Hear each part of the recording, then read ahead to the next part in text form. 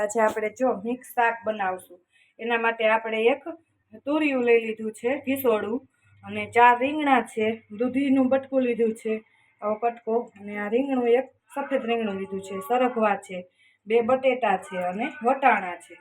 અને આની અંદર આપણે આદુ, લીલું લસણ, સૂકું લસણ અને 2 ટમેટા અને લસણવાળી ચટણી અને થોડુંક મરચું નાખી અને આપણે થોડુંક પાણી નાખવાનું 2 ઘૂંટડા જેટલું, પછી બ્લેન્ડર ફેરવી દેશું. હવે આપણે આને બ્લેન્ડર ફેરવશું પહેલાં. તો આવી રીતે આપણે બ્લેન્ડર ફેરવી દઈશું અને ટમેટાનો ને એનો એક રસ થઈ જશે સરસ.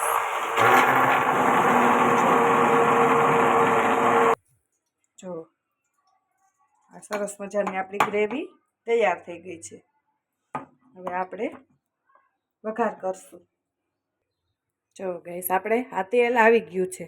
હવે એની અંદર આપણે પહેલાં થોડીક રાઈ નાખશું, અડધી ચમચી જેટલી રાઈ નાખશું. રાઈ તતડી જાય એટલે આપણે હિંગ નાખશું. હિંગ નાખી અને 2 મીઠા લીમડાના પાન નાખશું. પછી આપણે આ બટેટા સુધાર્યા છે એ બટેટાને પહેલાં એડ કરી દઈશું. બટેટાને ચડતા વાર લાગે એટલે આપણે એને પહેલાં એડ કરી દઈશું. બધા જ બટેટા મિક્સ કરીને સેજ આપણે હલાવી દઈશું. હવે આપણે આ બટેટાને થોડીક વાર ચડવા દઈશું. જો સેજ અમથા બટેટા ચડી ગયા છે એટલે આપણે આ દૂધીના કટકા નાખી દઈશું. એને પણ સેજ હલાવી લઈશું. આપણે આને પણ સેજ ચડવા દઈશું. જો દૂધી ચડી ગઈ છે. હવે આપણે આ તુરિયું કટ કરીને નાખશું. એક તુરિયું લીધું છે નાનું એવું, એને નાખી દઈશું. બસ પાછું સેજ હલાવી દઈશું. હવે એને પણ ચડવા દઈશું.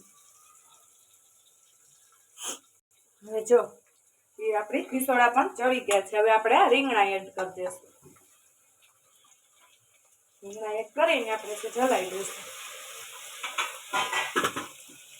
પછી આપણે આ એક સરગવો લીધો છે એને પણ એડ કરી દઈશું. અને આ વટાણા છે, વટાણાને પણ આપણે નાખી દઈશું. વટાણા આપણે સ્ટોર કરેલા છે ઘરની વાડીના ફ્રીજમાં, એટલે થોડુંક ગરમ પાણી નાખી અને થોડીક વાર રહેવા દેવાનું, પછી નાખવાનું. જો આપણું કલરફુલ શાક.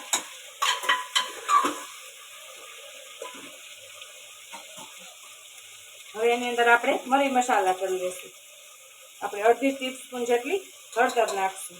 અને આની અંદર આપણે લસણવાળી ચટણી નાખી છે એટલે આપણે આમાં અડધી ટીસ્પૂન જેટલી જ નાખશું. અને સ્વાદ અનુસાર મીઠું નાખશું.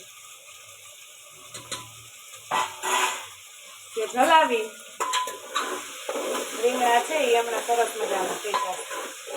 થોડાક અમથા હલાવી અને આપણે આ ટમેટા, લસણ એની પ્યુરી કરી છે. આદુ, લીલું લસણ, સૂકેલું લસણ, ટમેટા અને મરચું ને લસણવાળી ચટણી ને એવું બધું નાખી અને આપણે આ ગ્રેવી કરી છે પાણી નાખીને એ પણ એડ કરી દઈશું.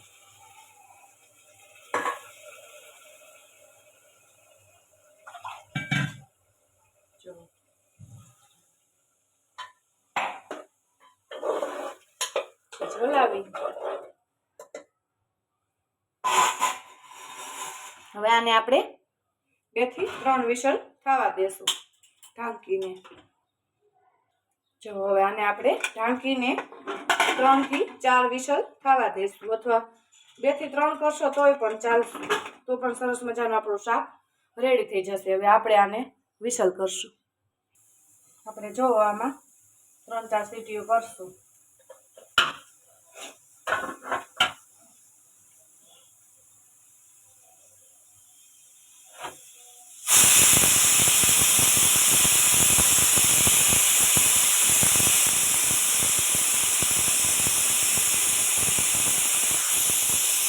જો આ 3જી સીટી છે.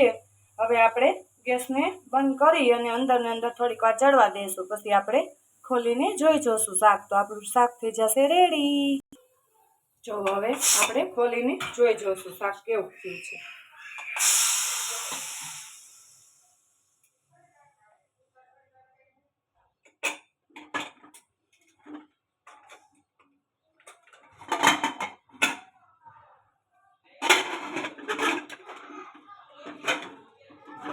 જો સરસ મજાનું આપણું શાક તૈયાર થઈ ગયું હોય એવું લાગે છે.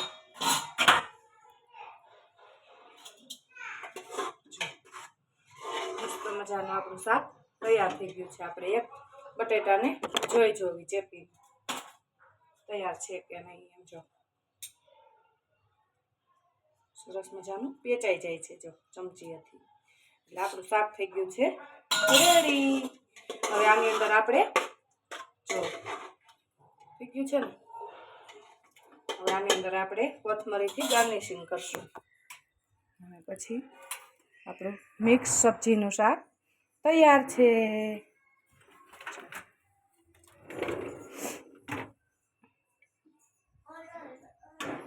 જો તો આપણું શાક થઈ ગયું છે રેડી. તો હું એકવાર તમને તોય બતાવી દઉં હજી.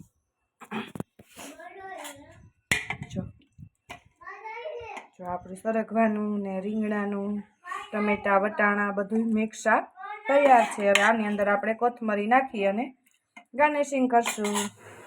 તો તૈયાર છે આપણું મિક્સ સબ્જીનું શાક. બાય બાય, જય શ્રી કૃષ્ણ.